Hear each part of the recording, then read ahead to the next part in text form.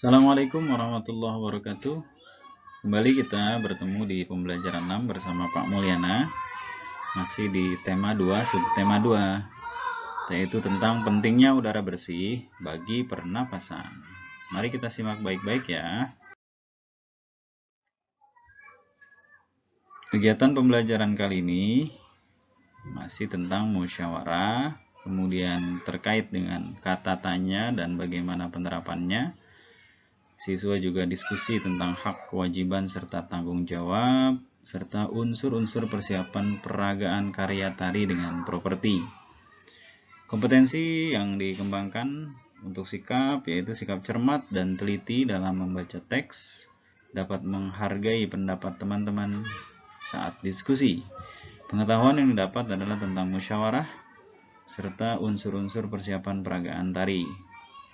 Nah, pemetaan kompetensi dasarnya meliputi PPKN, Bahasa Indonesia, dan juga SBDP.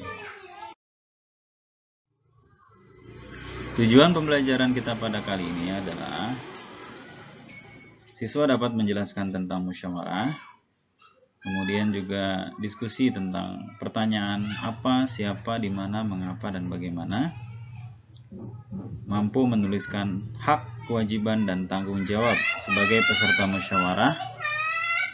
Kemudian juga membaca teks, siswa mampu mengidentifikasi unsur-unsur persiapan peragaan karya tari dengan properti.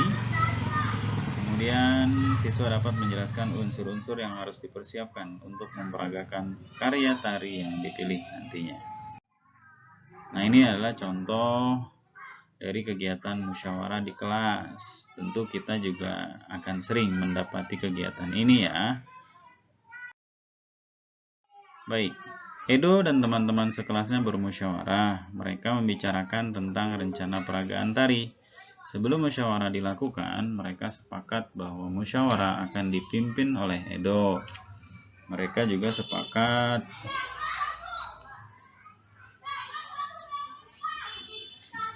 yang mencatat atau sebagai penulis adalah Siti. Simak penjelasan tentang musyawarah. Jadi setiap warga masyarakat mempunyai tanggung jawab ikut serta dalam mengambil keputusan bersama. Keputusan bersama adalah suatu keputusan yang sudah ditetapkan berdasarkan pertimbangan, pemikiran, dan pembahasan yang matang. Keputusan bersama haruslah mewakili kepentingan seluruh anggota atau seluruh peserta rapat. Keputusan bersama juga merupakan keputusan yang harus dilaksanakan dengan rasa penuh tanggung jawab. Oleh karena itu, sebuah keputusan bersama harus dipatuhi dan dilaksanakan oleh semua peserta rapat tanpa kecuali dan membeda-bedakan. Dalam pengambilan keputusan, kita juga tidak boleh memaksakan kehendak. Hasil dari keputusan yang diambil juga tidak boleh hanya menguntungkan satu pihak, tetapi semua pihak haruslah merasa diuntungkan. Karena keputusan bersama harus menampilkan rasa keadilan dan semua peserta rapat mempunyai kedudukan yang sama. Pengambilan keputusan harus didasarkan pada beberapa nilai penting agar semua pihak yang terlibat merasakan keadilan. Lalu nilai yang mendasar tersebut apa aja?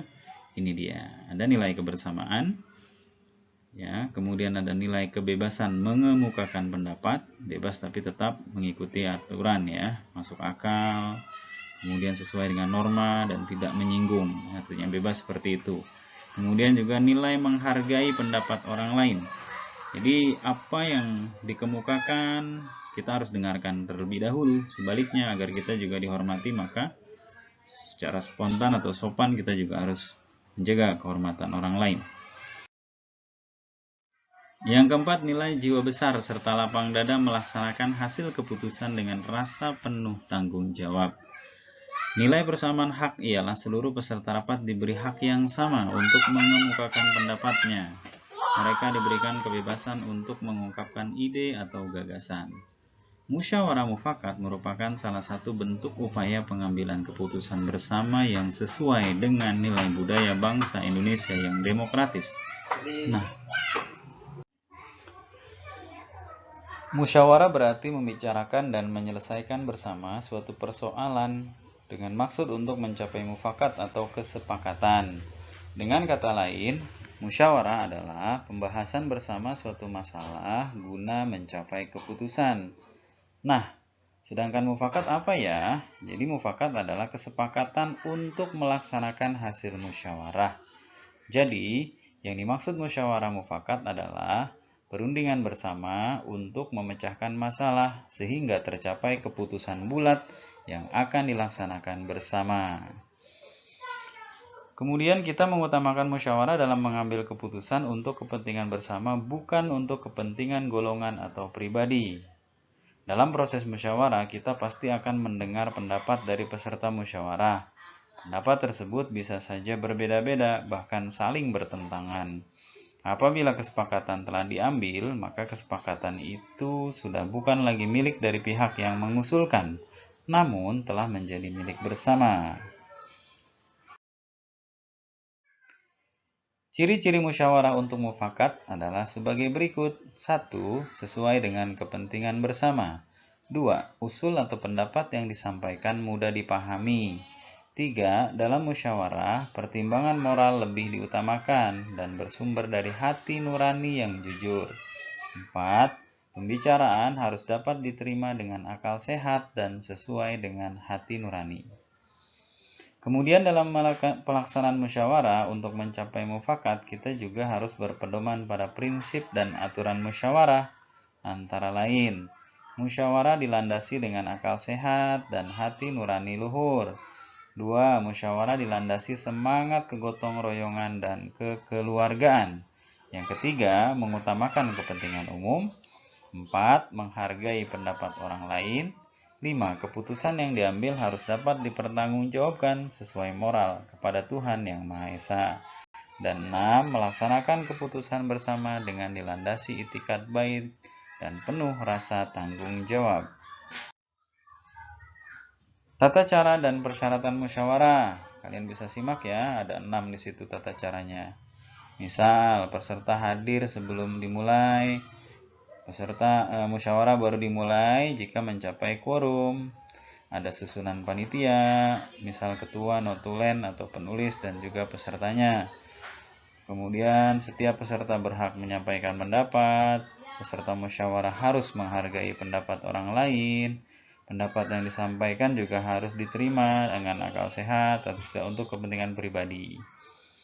Ada beberapa cara untuk mengeluarkan pendapat. 1. Misalnya dengan mengacungkan tangan sebagai tanda izin, berbicara setelah dipersilahkan. Lalu kalau ada yang berbicara, menunggu sampai selesai pembicaraan tadi, bersikap sopan dan suara juga cukup jelas. Sikapnya seperti apa ketika musyawarah? Misal, menghargai, tidak memaksakan kehendak, tidak boleh mencela orang lain, dan tidak boleh memotong pembicaraan orang lain.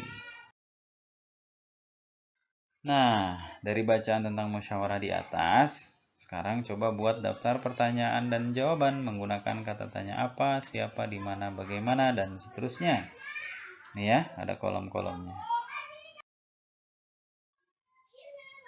Ini juga, jadi ada contoh Edo akan melakukan peragaan tari. Alangkah bagusnya, ini bisa disimak untuk bisa memulai kegiatan terkait dengan musyawarah. Contoh yang harus dipersiapkan: menentukan bentuk karya tari, memilih karya tari, menentukan jumlah penari, memilih properti tari.